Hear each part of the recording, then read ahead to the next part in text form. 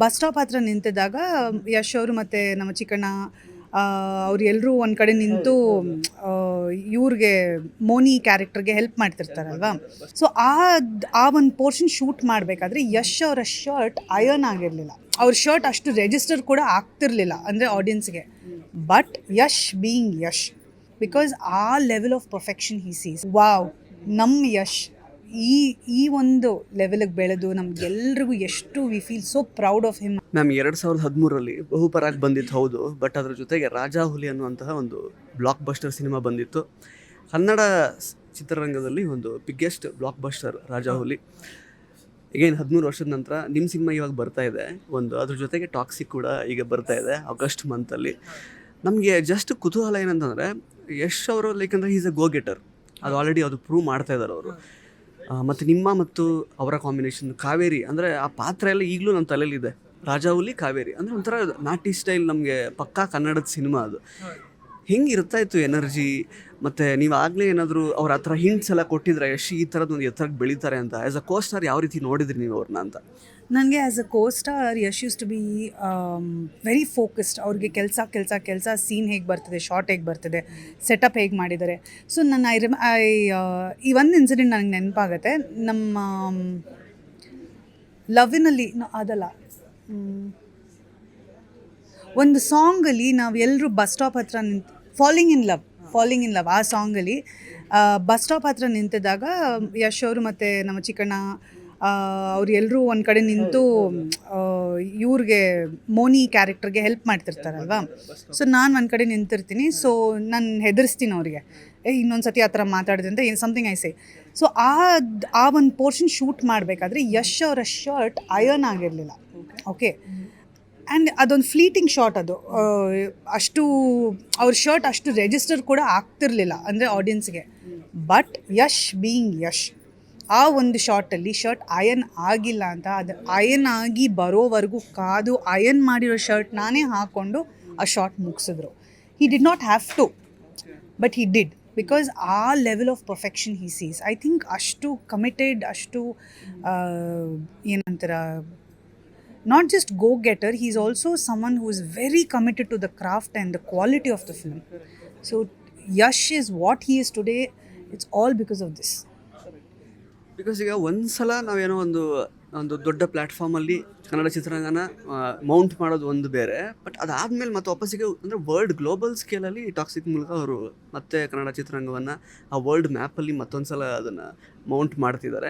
ಅಂದರೆ ಹೇಗೆ ಅನ್ಸುತ್ತೆ ನಮ್ಮ ಟಾಕ್ಸಿಕ್ ಆಗಿರ್ಬೋದು, ರಾಮಾಯಣ ಕೂಡ ಬರ್ತಾ ಇದೆ, ಹೆಂಗೆ ಅನಿಸುತ್ತೆ ಅಂದರೆ ಬಿಕಾಸ್ ನೀವು ಅವ್ರ ಜೊತೆ ವರ್ಕ್ ಮಾಡಿದ್ರಿಂದ ಊಹೆ ಅಂತೂ ಬಂದಿರುತ್ತೆ ಈ ಲೆವೆಲ್ಗೆಲ್ಲ ಹೋಗ್ತಾರೆ ಅವರು ಅಂತ. ಹೇಗೆ ಅನಿಸುತ್ತೆ ಟಾಕ್ಸಿಕ್ ಟೀಸರು ಟ್ರೈಲರ್ ಎಲ್ಲ ನೋಡುವಾಗ ನಿಮಗೆ ಅಂತ? ನನಗೆ ಯಶ್ ಅವ್ರ ಜೊತೆ ಬರೀ ರಾಜಾ ಹುಲಿ ಅಂತಲ್ಲ, ಅವರು ಬೆನಕ ಅಲ್ಲಿ ಅವರು ಆ್ಯಕ್ಟ್ ಮಾಡಬೇಕು. ಬೆನಕ ನಮ್ಮ ಥಿಯೇಟರ್ ತಂಡದಲ್ಲಿ ಇದ್ದಾಗಲಿಂದನೂ ಅವರ ಒಂದು ಪರಿಚಯ ಇದೆ.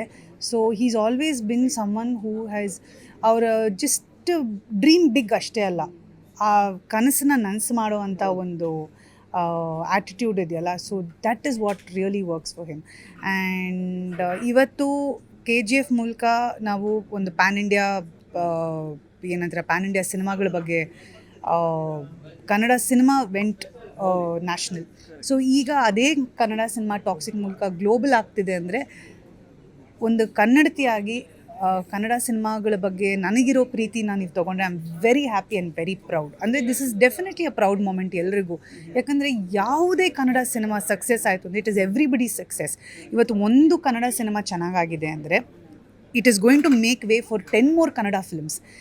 ಆಡಿಯನ್ಸ್ ಸೇರ್ತಾರೆ, ಅದಕ್ಕಿಂತ ಪ್ರೊಡ್ಯೂಸರ್ಸ್ ಬರ್ತಾರೆ, ಬಿಸ್ನೆಸ್ ಆಗುತ್ತೆ, and there is a lot of positive things that happens. So ಯಾವುದೇ ಕನ್ನಡ ಸಿನಿಮಾ ಚೆನ್ನಾಗಾದರೆ ಅದು ನಮಗೆ ಗೆಲುವು.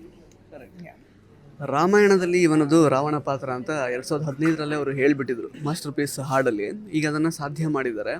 ಅಂದರೆ ಮ್ಯಾಮ್, ಅಂದರೆ ಆ್ಯಸ್ ಎ ಕನ್ನಡಿಗ ಇಬ್ಬರು ಇವಾಗ ಕನೆಕ್ಟ್ ಮಾಡ್ಕೋಬೋದು. ಬಿಕಾಸ್ ಈಗ ರಣಬೀರ್ ಕಪೂರ್ ಇದ್ದಾರಲ್ಲಿ, ಸಾಯಿ ಪಲ್ಲವಿ ಅವರು ಇದ್ದಾರೆ, but still including Hindi audience ಈಗೇನು ಟ್ರೈಲರಲ್ಲಿ ಅವರನ್ನೇ ಸೆಲೆಬ್ರೇಟ್ ಮಾಡ್ತಾ ಇದ್ದಾರೆ ರಾವಣ ಕ್ಯಾರೆಕ್ಟರನ್ನು. ನಿಮಗೆ ಟ್ರೈಲರ್ ನೋಡಿದಾಗ ಹೇಗೆ ಅನ್ನಿಸ್ತು, ಏನು ಹೇಳ್ತೀರ ಅದ್ರ ಬಗ್ಗೆ ಅಂತ? ತುಂಬ ಖುಷಿ ಆಯಿತು. ಇನ್ಫ್ಯಾಕ್ಟ್ ಟ್ರೇಲರ್ ನೋಡಿದಾಗ ಎಲ್ಲೋ ಒಂದು ಕಡೆ ವಾವ್, ನಮ್ಮ ಯಶ್ ಈ ಒಂದು ಲೆವೆಲಿಗೆ ಬೆಳೆದು ನಮಗೆಲ್ರಿಗೂ ಎಷ್ಟು we feel so proud of him ಅಂದರೆ, ನಾನು ಇನ್ಫ್ಯಾಕ್ಟ್ ರಾಧಿಕಾಗೆ ನಾನು ಅದನ್ನೇ ಹೇಳಿದ್ದು, ಇದು ಟ್ರೇಲರ್ ನೋಡಿದ್ಮೇಲೆ ರಾಮಾಯಣ ಎಲ್ಲ ರಾವಣಾಯಣ ಆಗಿದೆ ಅಂತ. ಬಿಕಾಸ್ ಇಟ್ಸ್ ವೆರಿ ಅಂದರೆ ಅಫ್ಕೋರ್ಸ್ ಸಿನಿಮಾ ಹೇಗಿದೆ ಅದೆಲ್ಲ ಇಟ್ ಇಸ್ ಸೆಕೆಂಡ್ರಿ. ಬಟ್ ಈಗ ಟ್ರೇಲರ್ ನೋಡಿದಾಗ ಡೆಫಿನೆಟ್ಲಿ ಕನ್ನಡಿಗರಾಗಿ ನಮಗೆ ನಮ್ಮವ್ರನ್ನ ಆ ಒಂದು ಸ್ಕೇಲಲ್ಲಿ ನೋಡಿದಾಗ ಅವ್ರು ಅಷ್ಟು ಅಬ್ಬರಿಸಿದಾಗ that aura is definitely it's there. It's very positive and we are very proud. Ma'am, any chances ನಾವು ರಾಜಾಹುಲಿ 2ನ ಎಕ್ಸ್ಪೆಕ್ಟ್ ಮಾಡ್ಬೋದಾ? ಬಿಕಾಸ್ ತಂದೆಯವರು ನೀವು ವಾಪಸ್ ಕನ್ನಡಕ್ಕೆ ಬಂದರೆ ಯಶ್ ಅವ್ರ ಜೊತೆಗೆ ಮಾಡಬೇಕು ಅಂತ ಹೇಳಿದ್ರು. ಅವರು ಈ ಮಾತನ್ನ ನಮ್ಮಪ್ಪ ಹೇಳಿದ್ದು 15 years ಬ್ಯಾಕ್. ಸೊ ನಾನು ಆ ಟೈಮಲ್ಲಿ ಮಲಯಾಳಂ ಸಿನಿಮಾ ಮಾಡ್ತಿದ್ದಾಗ ಅವರು ಮತ್ತೆ ನಾನು ಕನ್ನಡ ಸಿನಿಮಾ ಮಾಡೋಕ್ಕೆ ಬಂದಾಗ ಸಿನಿಮಾ ಮಾಡಿದರೆ ಎಷ್ಟು ಜೊತೆನೇ ಮಾಡಬೇಕು ಅಂತ ಆವಾಗ ಹೇಳಿದರು. ಆವಾಗ ಇನ್ನೂ ರಾಜಾಹುಲಿನೂ ಆಗಿರಲಿಲ್ಲ, Googly, I don't think any film ಆವಾಗ ಇನ್ನೂ ಆಗಿರಲಿಲ್ಲ. But they was some spark. ಅಂದರೆ ಬೆನಕಾಲ್ ಇದ್ದಿದ್ದ ಟೈಮಲ್ಲಿ ನಾನು ಅಪ್ಪಂಗೆ I think he had that, he knew ಯಶಲ್ಲಿ he has that there is a spark in him ಅನ್ನೋದು ಅವ್ರಿಗೆ ಅನಿಸ್ತಿತ್ತು. ಸೊ ಅದನ್ನು ಅವ್ರು ಸುಮ್ಮನೆ ಹೇಳ್ತಿದ್ರು ಅಥವಾ ಯಾವ ರೀತಿ ಹೇಳ್ತಿದ್ರು ನನಗೆ ಐ ಡೋಂಟ್ ನೋ.